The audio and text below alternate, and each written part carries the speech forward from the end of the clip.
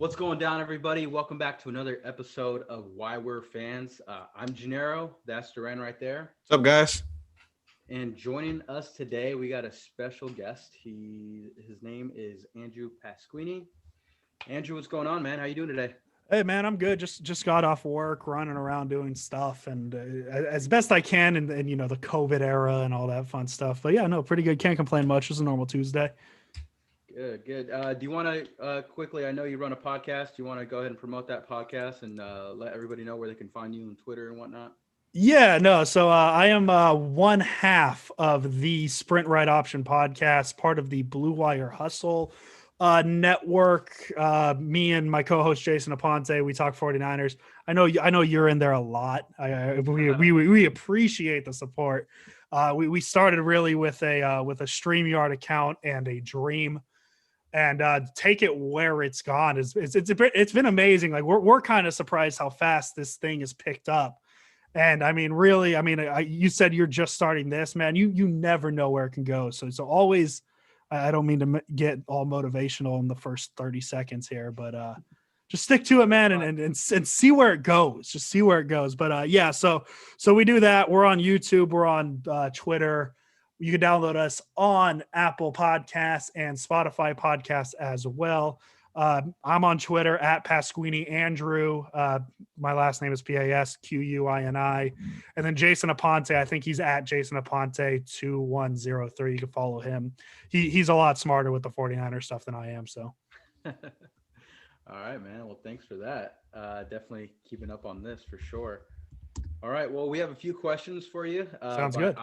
Obviously, by the name of your podcast, I can tell that you're a 49er fan. So, Duran, if you want to go and kick it off with the questions, how about it? Yeah, so we always like to start by knowing how it all started for you. How did you become a 49ers fan? Oh my goodness. I'm going to get in trouble for this answer. Actually, I'm going to get in a lot of trouble. So my dad's a very big 49ers fan, right? Like he was there through the 60s, 70s, 80s, you know, the really bad years into the really good years, back into the really bad years. And I was a 49er fan as a kid. I had the jerseys, you know, I had a Jerry Rice jersey as a kid. That was the only jersey I had. So as a kid, I followed Jerry Rice, right? Mm-hmm. So I was a Raider fan for about 2 years.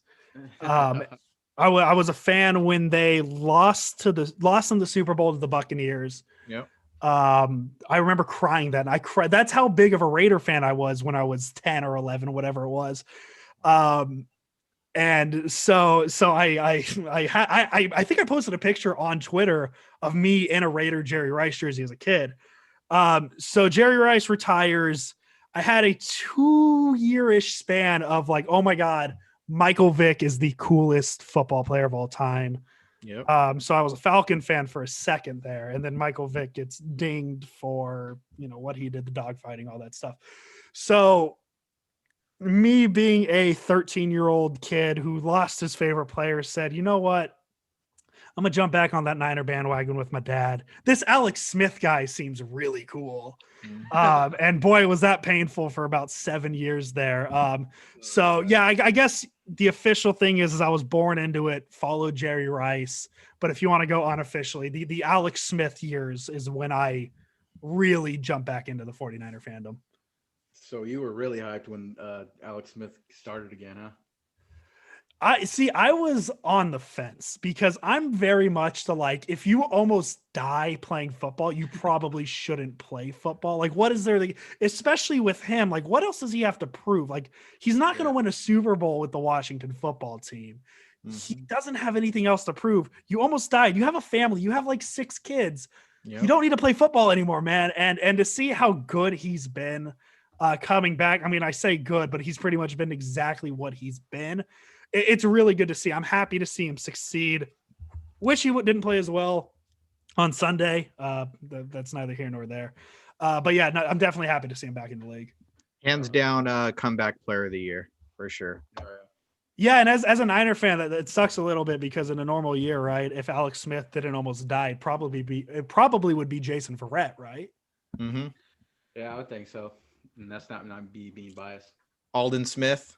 Oh, Aldon Smith's up there too. Can we throw Bruce Miller in there as well? Oh no, he's off the league now. He can't. Wait, did they release him again? Because I know he was on the Jaguars for a hot minute. I'm not sure. Yeah, he's still on the Jaguars. I think he's hurt. So there you go. Yeah. Bruce All right. Miller, still in the NFL. We got a couple candidates. So going back to how it all started with you, you said it, you jumped back over to watch football and become a Niners fan with your dad. Is your dad the biggest Niners fan in the family, or have you taken over that spot? Oh, I've probably taken over. My dad. So my dad still lives in Santa Rosa, right? You know that. He actually runs the board for KSRO. Okay. They cover the Raider games. Mm-hmm. And so whenever the Raiders play at the same time as the 49ers, he misses the games because he has to be at work. So like I guess the best way to describe his job too is like he runs the board for a lot of things. So like when Santa Rosa was going through their fires, all that stuff, he was the one running the board, taking calls and all that stuff. So he does more than just the Raiders. He does the Warriors as well.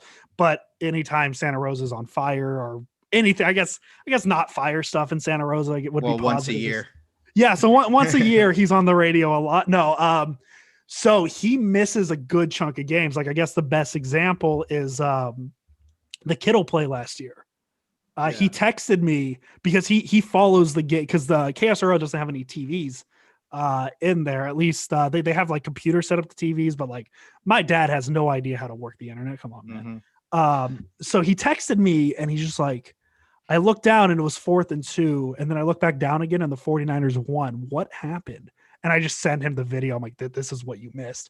So I would probably say me, but like, if I took you guys to my house, if next time I'm in Santa Rosa, you come over to my house, my dad will tell you everything you need to know about the 49ers in like the 80s, 90s, early 2000s. Yeah. To an obnoxious point. Like he was mad at my mom for giving birth to me on the day that I was born because like the Niners played that night, like stuff like that. And he had to miss the Niner game. Yep. To a point where I don't know how serious, my dad's name is Joe. I don't know how serious the talk was, but he was really pushing for me to be Joe Montana Pasquini. And he just didn't want me to be Joe because he didn't want people to be like, oh, did you name him after you? No, I named him after Joe Montana, the greatest quarterback to ever grace the face of the planet up until 2017. But, so he's that big to a point where I was almost Joe Montana Pasquini. So nice. Your dad's a legend, man. So did it start with him? I know you said that you lived in Santa Rosa. Was there a grandpa before him or did it all start with your dad? Oh yeah, I mean, my family has had sports for a long time. My great grandfather was a pitcher and had a chance to play for the San Francisco Seals with Joe DiMaggio, I believe. Mm-hmm. But that's back before they were making millions of dollars and they had their family winery and all that fun stuff. And so he didn't do that. So baseball was always there. And then my grandpa was a big Niner fan, Giants fan. And then my dad, obviously a big Niners, Giants. And then here I come and I'm a Niners, Giants, Warriors, and then throw Florida State in there fan. So it started a pretty long time ago. I have some pretty good memories watching. Oh man, I remember the Giants had a game against the Red Sox in like 2007, maybe 2006 that I'm going to go watch it with my great grandpa because I never watched baseball with him. Yeah. And the Giants lost like 1-0 because the Giants couldn't score runs in 2006. And I remember that game pretty well, but yeah, sports have been in my family for a pretty long time. Love it. Love it. I know you mentioned Jerry Rice was your first jersey that you ever owned. I always want to know, do you remember what brand it was? Was it the Starter? Was it Reebok? Was it Puma? It was before Nike. Pretty confident it was Reebok. Okay. I feel like it was Reebok. It was a 49ers Jerry Rice jersey. My Raiders one was like the Target brand ones, the really crappy ones. That was the Raider one. So my parents didn't, my dad was like, we're buying you a Raider jersey. We're not buying a lot. We're not spending a lot of money on that. Let's stop it. Yeah. And they were the ones that actually fit shoulder pads. They weren't all, trim fit like the ones they are today. Oh my goodness. As a guy with a beer belly, I really hate the new trim. Yeah. I feel you. All right. So we want to know your favorite player before you go ahead and say it. We're going to go ahead and take a guess here. I know you said Jerry Rice, but like of all time, out of all of them. Out of all time, out of all of them. Okay. In the NFL. Okay. I think I got my answer. You're gonna go NFL or is it Niners? It could be either one. Oh, Okay. I mean, if Throw us for a loop. It doesn't matter. I mean, are you guessing first, or are we? Because Niners and NFL probably the same one. I thought you were asking like current 49er team. No, all time. We'll take a guess first. Go ahead, G. I'm gonna go ahead and throw it out there. I'm gonna say Bryant Young. Bryant Young. Okay. Not horrible. Me, I boiled it down to two guys, just because your age is kind of similar to ours, and these guys were during the formative years. It's Frank Gore and Patrick Willis, but I'm going to go with Patrick Willis on this one.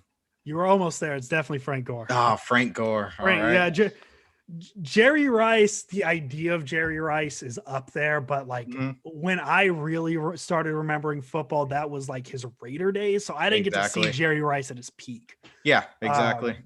So for me, it's probably Frank Gore, just seeing what he was as a 49er, how good he was. And then seeing what he's still doing today, it's insane. So I off the top of my head, it's probably Frank Gore. It could change tomorrow, though. I tend to rotate players. You might catch me on a day where it's Jameis Winston. Okay, so wow, but solid answer is probably Frank Gore. There you go. Whenever I hear people's favorite player, I always like to think, these great players aren't great players just because of them alone. It's usually a couple things added up to it. And when I think of Frank Gore, it's him, Colin Kaepernick running that offense, which made him great. And then he kind of embodied what that defense did too, which was just a hard-nosed defense. So when all those three things come together, you get a great player like Frank Gore. It's kind of hard to deny. Yeah. And then like he's like the Joe Staley level player that like he was through so much bad. And I guess Willis too, because Willis was there as well, drafted the same year as Staley. He was through so much bad that like he's the first guy that comes to mind. Like to change sports, right? The San Francisco Giants, like the second they won their first World Series in 2010, first people that came to my mind, Kruk and Kipe, right? Kruk and Kipe, they called so many bad Giants teams. And for them to finally get to call a good one and a championship one at best is like that adds to their legend. I feel like Frank Gore having to go through so many bad years with the 49ers, and then all of a sudden they're a Super Bowl caliber team. That's what adds it to me. Yep. Yeah, for sure. How did you feel when Frank Gore finally moved on? I believe it was to the Colts after his tenure with 49ers, because he was the 49ers there for a while. Well, actually, it was to the Eagles for about a day, and then he signed with the Colts because that deal fell through. Yeah. At that general time, it was just anger because that was the off season of Jed York just rum-sacking, whatever you want to call it, the 49ers, right? Patrick Willis retires. Alex Smith has gone. I know Kaepernick was there at the time. They fire Harbaugh. Yep. Now Gore is gone, and they just kind of got rid of that great group. Yeah. So it was that like I wasn't mad at Frank Gore for leaving at all. That team was in the middle of everybody retired. Yeah, of a teardown, right? Like of a teardown. And so I wasn't mad. I was sad because it's your favorite player. It's a franchise player. But I was happy for him to see he was getting another opportunity. And who would have thought that 5 years later we're still talking about Frank Gore being in the NFL? Exactly. Still going, never injured. Guy's a machine. Moving on to the next one, we got your favorite player. Do you have a favorite coach throughout the years? Oh, that's a good man. Like this might be recency bias, but Shanahan's up there. He's just like, just the way he carries himself on the sideline. Like I was talking about it on the podcast a couple weeks ago, the Green Bay game in 2018, the one they almost won on Monday night. Have you ever seen a head coach look as swaggy as kind of in that all black, like jumpsuit thing with the all black hat? I think that was before the Shanahan hat. So I don't know if that was that the exact hat he was. I will Google this and we'll find out. Shanahan's up there, Jim Harbaugh, because I was always a, I said I was a Florida State fan, but I've also liked Stanford because my dad's a Stanford fan. Mhm. So Harbaugh's up there. Bobby Bowden probably up there. Oh man, for coach though, can I not do football? Go ahead. Let's hear it. Bruce Bochy. If I have to jump off football, it's got to be Bruce Giants. Bochy. Yep. Him winning 3 World Series and being who he is and how he did it with the teams he had. I don't know if either of you watch baseball. I know both of you through a football standpoint. But I mean, if you go back and look at the box score of the Game 5 of the 2010 World Series, and you tell me that team deserved to be anywhere near a playoff, let alone a World Series, it's insane. That rotation was so good, and Bochy being the guy behind it just added to it. I love it. I love that you're coming up with unique answers, man. I try my best. If I would have had to take a guess for the coach, I was gonna say Mariucci, but Shanahan's taken over here pretty quick. Yeah. Just because those are the recent coaches that you guys are, through our lifetimes that we really got to see. I mean, we're way too young for Bill Walsh or anyone like that. So, I think you guys are in great hands with Shanahan moving forward, and he should take the crown on that one here pretty soon. And I mean, Harbaugh was such an influential guy to me. I hated Michigan, and the second he went to Michigan, I'm like, I'm a Michigan guy. I'm a big Michigan fan. So, still, you think he's still going to be there? Oh no, listen, I am tinfoil hat conspiracy theory. He is going to be the head coach of the Denver Broncos next year. Yeah, and Andrew Luck's going to be his quarterback. Wow. That's my tinfoil, like aliens are real conspiracy theory. I would love to see it. I would love to see that. As far as the 49ers go, do you have a least favorite coach? Chip Kelly. God, I hate Chip. Oh, damn it. Chip Kelly. Chip Kelly. I thought he was going to say Tom Sula because how he farted in your interview. Oh no, okay. Jim Tom Sula is a legend. Let's just Jim Tom Sula is a football guy. Yep. Jim Tom Sula is the definition of a football guy. He is not a head coach. The fact he was the head coach of an NFL team, like he was just so in over his head that like you couldn't really be mad at him. Chip Kelly. Where do I begin with Chip? First of all, I've never liked Oregon. Never liked Oregon. I don't know what it is about Oregon football. I've just never liked it. Maybe it's because I hate Chip Kelly that much. Then Chip Kelly comes into the NFL. He has one good year with the Eagles. Yep. And then the NFL's like, wait, we got this figured out. This offense isn't going to work. Like when Chip Kelly came into the NFL, we were at a point where Tim Tebow didn't work. Vince Young didn't work. These college quarterbacks didn't work.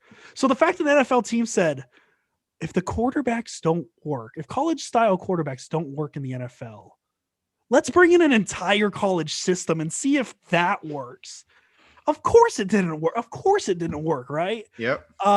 So I just never liked him.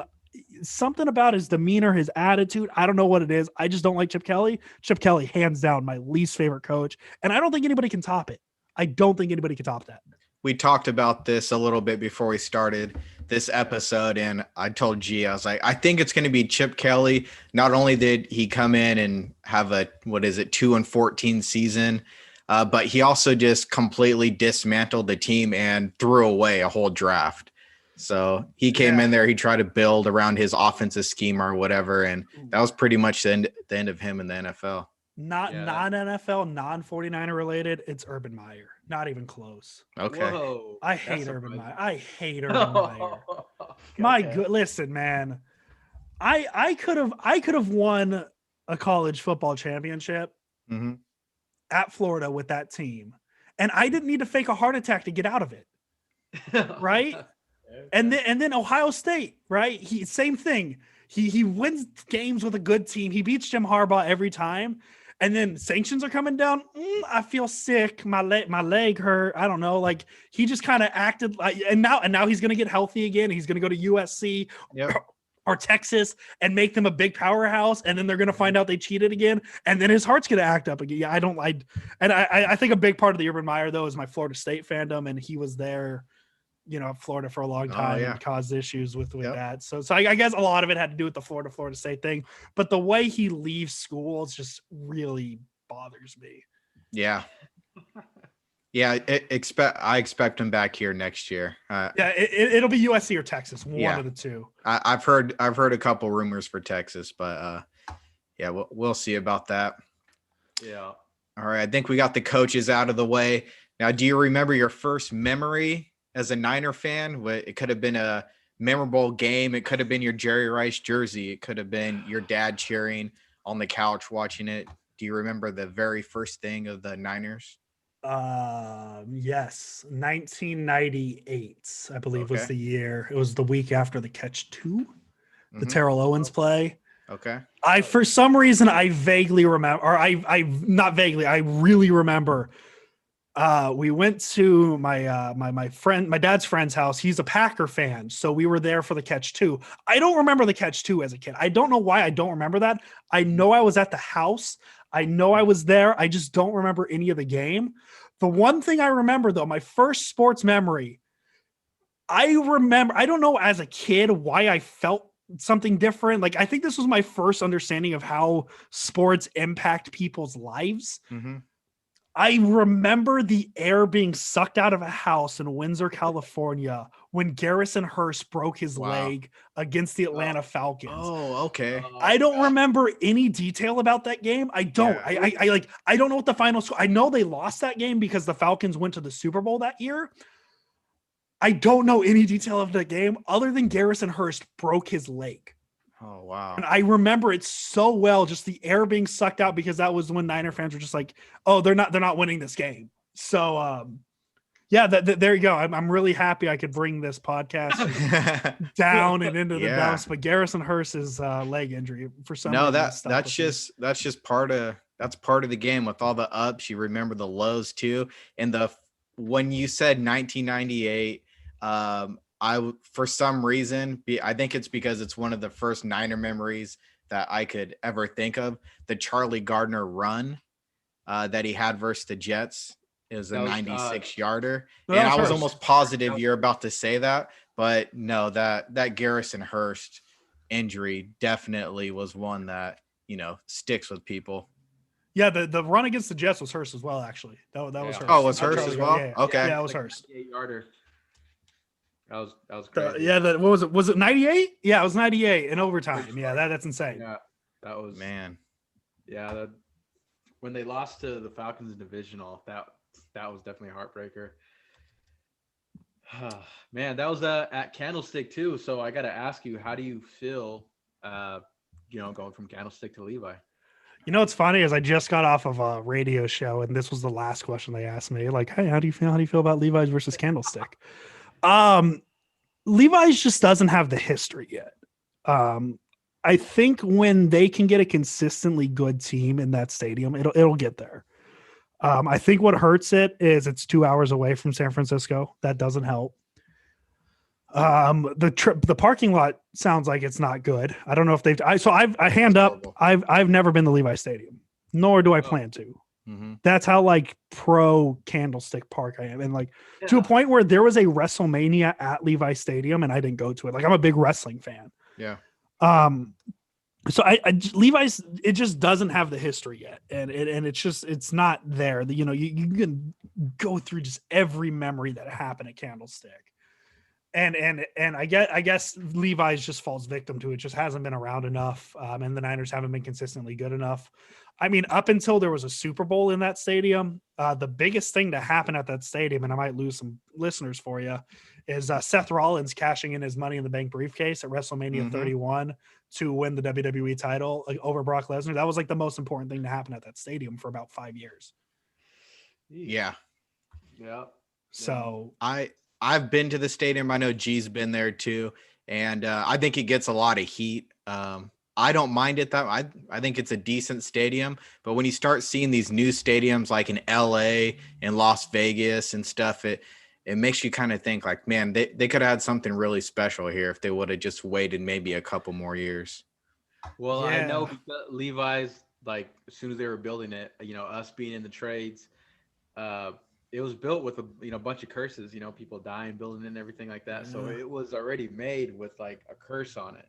So now everyone's saying there's a Levi curse. And so I actually was going to go this year. Now that I think of it, this year's been so long. My best friend's a Dolphins fan, so we were talking about getting tickets to the Dolphins Niner game, because it was like we've known each other since like 2016.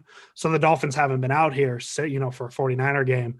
So we finally had our chance, and obviously, 2020 has COVID and no fans, so I couldn't go. But yeah, so I still haven't been to Levi's.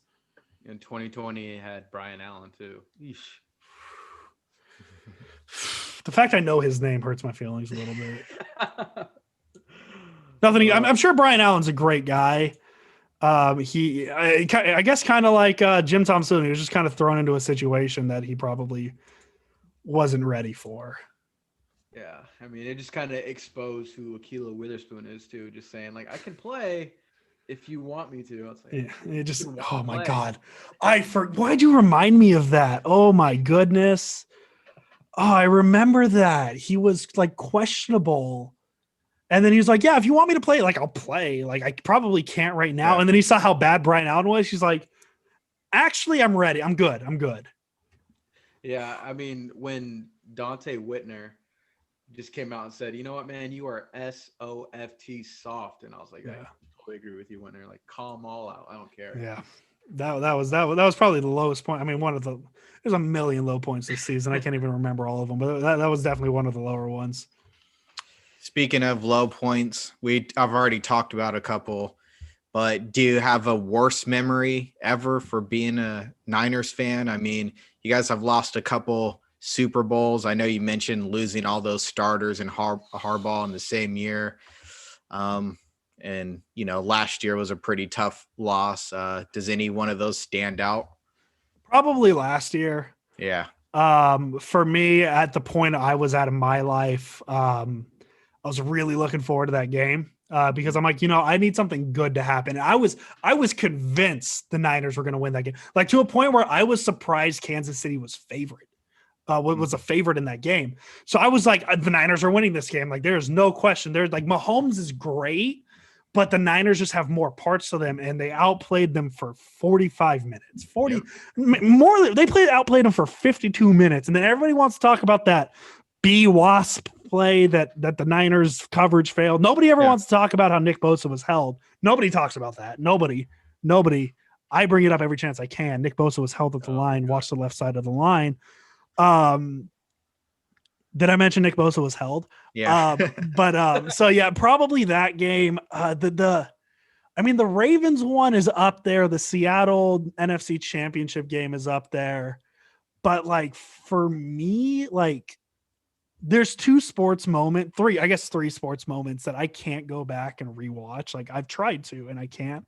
It's the end of the Super Bowl, Kyrie's shot, and LeBron's block. Anytime I see any of those, like my TV's off.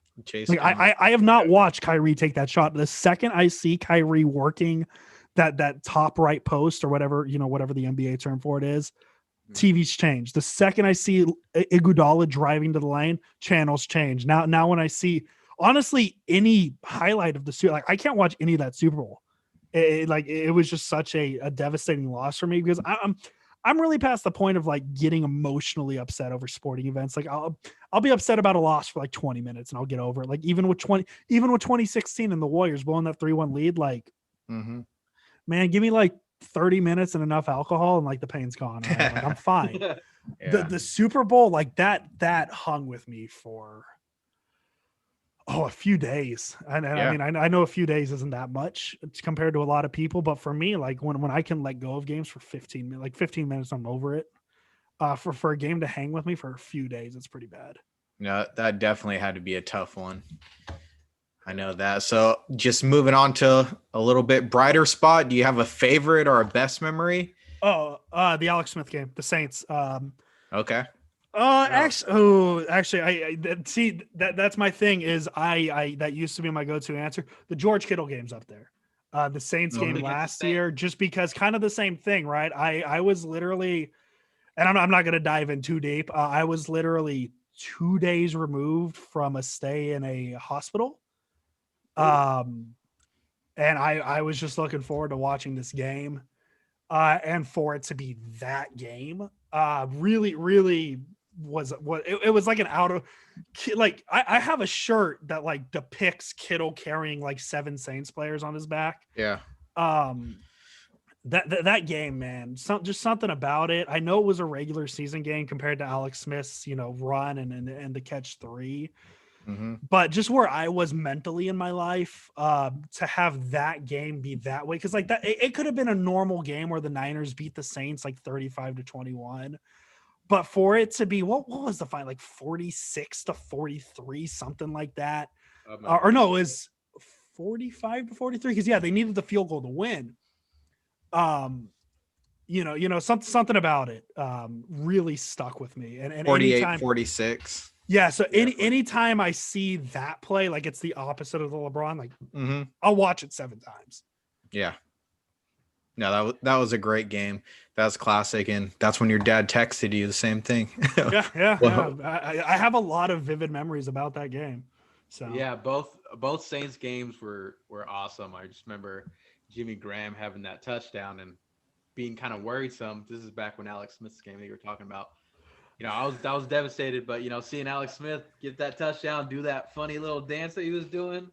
I know he was trying to channel that Merton Hanks, but man, that was electrifying. Was that 2011? Let's see here. So there's a video out there somewhere on the depths of Facebook. And maybe I'll bring it back. Maybe I'll find it and post it on Twitter. So 2011. So I am 19. So like I'm still at that age where like sports is everything. Like it's everything. Mm-hmm. So the Niners, Vernon Davis scores this touchdown, right? And I'm just like I'm a wreck. I'm like, oh my God, this is the great. Like I don't need to do drugs. Like there's no way like cocaine or crack can be better than this moment. Yep. So the Niners kick the ball off. The Saints run a play. They snap it. Incomplete pass. Game over. I'm gone. I sprint out of the house. I'm running down the mean streets of Santa Rosa, California, just screaming at the top of my lungs. My friend's recording me, but like he can't keep up with me. Apparently, the Saints called a timeout before the play. Yeah. So there is an alternate universe where I miss the Saints pulling off the greatest single play of all time because I'm too busy celebrating the Niners beating the Saints, right? So I might find the video and maybe I'll embarrass myself and post it on the Twitter. But yeah, so I actually missed the last play of that game because I thought the last play had happened and I was halfway down Vallejo Street. Awesome. Oh man, what a game that was. My goodness. The Jimmy Graham, like going from the Alex Smith run right at, like is it still the only game that had 3 lead changes in the last like 3 minutes? I remember that was a thing after that might have changed, but I think it's the only playoff game in NFL history to have like something stupid. Like maybe it was 4 lead changes in 3 minutes because somebody had to score at the start of it. Mm-hmm. God, that game was wild. The Niners and Saints, man, they just put on. They don't play too often, but when they do, man, something happens. Like even the Ahmad Brooks hit on Drew Brees, like that's memorable. Something happens. Usually something's on the line too, so yeah, it makes it that much more exciting. Like even in 2020, when the Niners aren't good, something notable happens, right? Jameis Winston comes in and beats the Niners, stuff like that. So. Got it. I have a brand. Do you know how surprising it is to have this show, right? And I kind of talk about Jameis Winston because like I love Jameis Winston. I'm a big Florida State fan. And so like I'm always going to be a Jameis Winston fan, but now like you don't even understand that every time Jameis Winston steps foot on a football field, I get at least 3 or 4 Twitter notifications like, "Hey, somebody tell Andrew." Yeah. And it's wild to me that like just this one little show that I do in my room that I never clean has caused people to tell me, to a point now where I don't know if you guys saw this. I am doing a Twitch stream where I have redone the 2020 49ers. I traded Jimmy Garoppolo to the Patriots and I brought in Jameis. So I'm redoing the Niners 2020 season with Jameis under center. And through the 2 games, I don't know if it's because Jameis sucks or I'm really bad at Madden. Through the 2 games, Jameis has 1 touchdown and 6 interceptions. Oh, no. So it's going great. Well, that just means he's going to throw 5 touchdowns in a streak and keep his 50-50. I hope so. I hope so. Now, I'm a big Jameis fan too. I think he should be starting right now, but I think you got me beat on that one. Oh, yeah. All right. The fact they have a tight end playing quarterback is insane. Yeah. When they have I'm a firm. Okay, so this might also be my like tinfoil hat conspiracy. The Patriots are a playoff team if they pick Jameis over Cam. I'm just dropping that. Yeah. Yeah. Yeah, because he's not afraid to let the ball get down the field. He'll find those receivers. But yeah, I always just felt like if someone could control his turnovers, that he'd be up there and winning games for a team. He got LASIK. He can see now. Yeah. Nobody believes him. Yeah. That was the big part.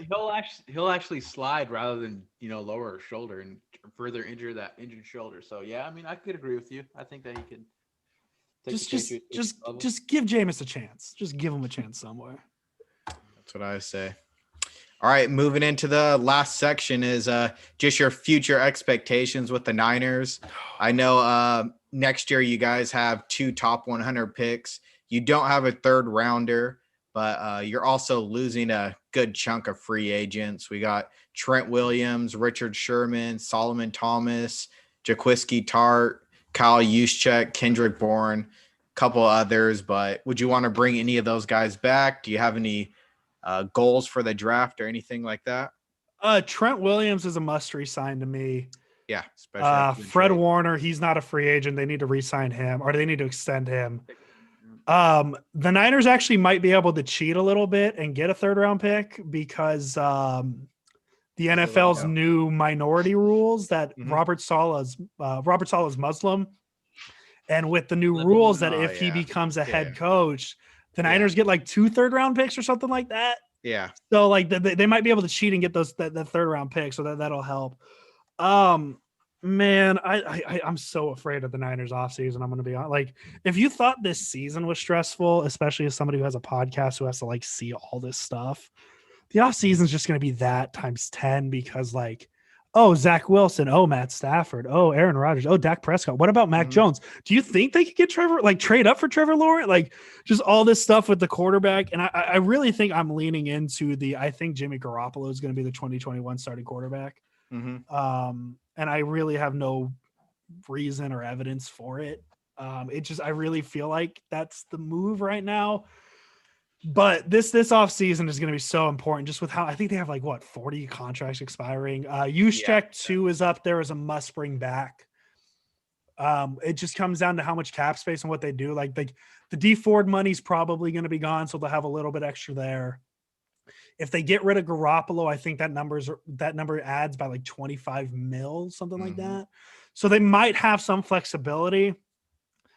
In terms of starting quarterback next year, though, as I said, I think it's probably going to be Garoppolo, but I think they're I'm not one of those people who's like, I'm putting my head in the ground like it's Garoppolo. Like I understand that I'm probably in the minority and thinking Garoppolo is going to be gone or back. So I wouldn't be surprised if there's 8 names, man. Obviously Zach Wilson's up there. I don't think the Niners are going to have the draft position to get him. Yeah. The name I'm really talking myself into right now is Dak Prescott. I saw a mock draft today that had the Cowboys taking Zach Wilson at 4. And I'm like, oh my God, if they take Zach Wilson at 4, Dak Prescott's available. So now I'm on Dak Prescott. We got your resident Cowboy fan right here too. Oh, hey, man. I mean, they could still franchise tag him one more time, and I don't think they'll be afraid to do that. But right now, we got the Niners at number 12 with the 12th pick. So I don't think they'll have enough firepower to get up there and get one of those top quarterbacks. But just like you're saying, the media is going to go crazy with all the potential things that could happen. I feel like I saw a thing, though, that they're only half a game out of the 4th pick, I think. Let's see. Yeah, if they I think with strength of schedule. What's the Cowboys record right now? Because the Cowboys are at 4 right now, right? No, they're 5th. The Chargers just jumped below them. What's the Chargers record? They're both 4-9. 4-9. So Niners are 5-8. So listen, we're fully in the realm of possibility that the 49ers finish 5-11. 5-11, yes. because you would think they, even with all the injuries, they'd be able to beat the Washington football team. They didn't do that. Yeah. So now it's like, can they even beat the Cowboys? And if they I hope so. to me, I'm going to go on a podcast and hype it up and be like, hey, if the Niners win out and this happens and that happens, like they'll be in the playoffs. When realistically, like they might lose to the Cowboys. They're probably going to lose to the Cardinals. They're probably going to lose to the Seahawks. So there's a full possibility 5-11 is going to be there. So they could have a better pick than what they're at right now. So Zach Wilson, not completely out of it. I think if you had to ask me a question who the quarterback would be, I'd probably go Zach. I'm just going to say, I'll say Zach Wilson. Why not? Because in my hypothetical, they go 5-11. They slide low enough. Zach Wilson's available. If not, they trade up for him because they've shown they're not afraid to trade up for guys they want. So Zach Wilson probably for me will be the pick. Why not? We'll have that name. We'll have that be the name today, and then tomorrow on the podcast, I'll be all in on Matt Stafford. But yeah, it's going to be a really weird offseason for the 49ers. They're going to lose a lot. Like Sherman's probably going to be gone. Unfortunately, it just really comes down to with how they replace them. I'm not against losing Sherman and replacing him with Verrett, Mosley, and Williams. I think that's a good secondary. And I mean, really the biggest acquisition the 49ers are going to make is Nick Bosa is going to come back. Yeah. So I see a lot of people talking about how the Super Bowl window's closing. For me, I think it's still there. It just really comes down to what they do this offseason. Yeah, the NFL is a crazy soap opera, so only the future could tell for all those. I mean, for me, I only have one more question for you. I don't know if G's got any more, but I know you guys are happy with Shanahan being the head coach and managing the offense, but more than likely Saleh is going to be leaving, possibly head coaching somewhere. Do you have any expectations for a replacement for him? For the success of my podcast, I hope it's Matt Patricia. Okay. Just because be gone there. Just because you don't know how often, like they see white guy with a beard who wears a hat and people are like, oh, you look like Matt Patricia. Yeah. So I think it'd be really good for the brand. I think it'd be really good for the brand. I think Dan Quinn's going to be a name. I don't know if the Niners are going to want to move off the scheme they run. And I don't know exactly what Quinn runs. I'm not too deep in Atlanta Falcons knowledge, so I apologize. But it would make sense since Quinn and Shanahan work together in Atlanta. Okay. That would be a name I expect. Either that or they promote within, which I wouldn't even know where to begin with that. So if you're looking for like big names, Quinn would probably be the one I pick. If not Matt Patricia, just because selfish reasons. There you go. There you go. Yeah. G, anything else? Nah, man. That's it for me, Perfect. man. Perfect. Well, again, thanks for joining us. You could follow him. I'll put all your information in the description below. And keep an eye out for the Sprint Right podcast. And we'll be back with some more fandom for you guys. Thanks again, guys. Later.